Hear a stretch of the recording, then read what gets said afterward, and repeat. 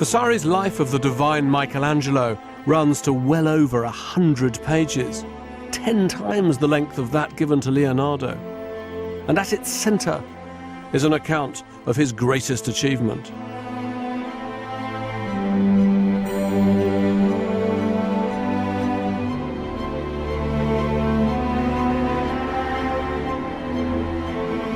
Michelangelo started work on the Sistine Chapel in 1508, aged 32, and it took 4 years to complete.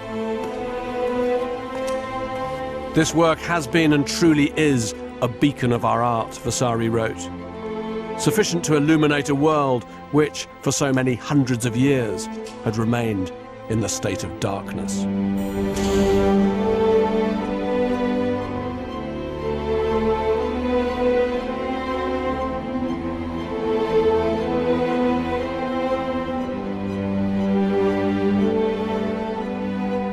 So, where do you start?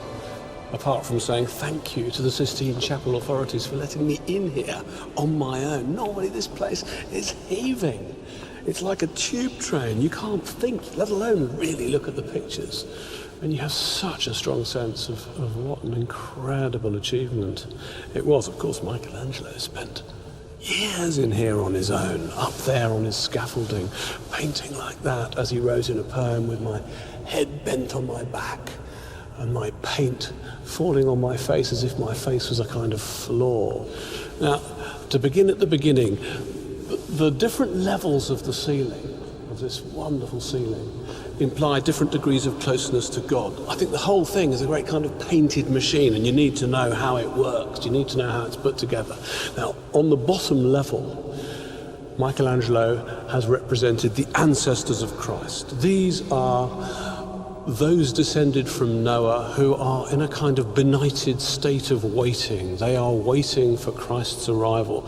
And he's often said to be a painter without a sense of humour, but that's absolutely not true, because here he paints them as people who are bored to death. They look like people on the tube, or people in the dentist's waiting room, fearfully waiting for that moment when they say, "You're next, come in." Then above them, Michelangelo suddenly turns up the spiritual volume, because here you've got the figures of the prophets and of the sibyls. These are the human beings through whom God communicates his message to mankind. They are both blessed and gifted, and also punished, I think, by the burdens of prophetic thought. And I think Michelangelo himself felt as though he was a kind of prophet, painting these extraordinary pictures, communicating God's message to those down here looking up. And I think he's painted them with an immense sense of fellow feeling. They are solemn, they're introverted, they're everything that we know from descriptions of him that he was. So there's a lot of projection going on there, I think. And then on the great central spine of the ceiling, he tells the story, a large story, of Genesis. It's a story that takes you from the creation of the cosmos in these three great scenes in which God separates light and darkness, creates the sun and the moon, and then calls forth life from the waters. Then, almost immediately, you're into the climactic image of this great ceiling, the image of God creating Adam. It's almost like the hinge on which the whole ceiling turns. This is the moment when God, perfect God, this floating, soaring figure that hadn't been seen before in art, creates Adam, this perfect nude, probably the most perfectly beautiful figure on the whole ceiling. And the two, for this one moment of perfect symmetry and perfection, they reflect each other. And you could feel that energy of creation sparked across that thin space of air that separates the two fingers. And from then on, it's really the progressive story of man's alienation from God. This is the Genesis tale, and it's a dark one, and Michelangelo tells it in a very severe way. So we move to the creation of Eve, being pulled from Adam's rib, to this terrible scene of temptation and expulsion, rendered two images in one. On one side, Eve and Adam fall. And Michelangelo's painted it with a daring, dark air of sexuality, placing Eve's face threateningly close to Adam's genitalia. There's this profound, and it went back to the Middle Ages, this profound sense that the fall is not just a fall into temptation, it's a fall into sexual temptation. And on the other side, Adam and Eve, expelled from paradise, they leave the Garden of Eden and they enter mortal time. And you look at their faces and they've immediately aged. Eve looks back at the self that she once was with infinite regret.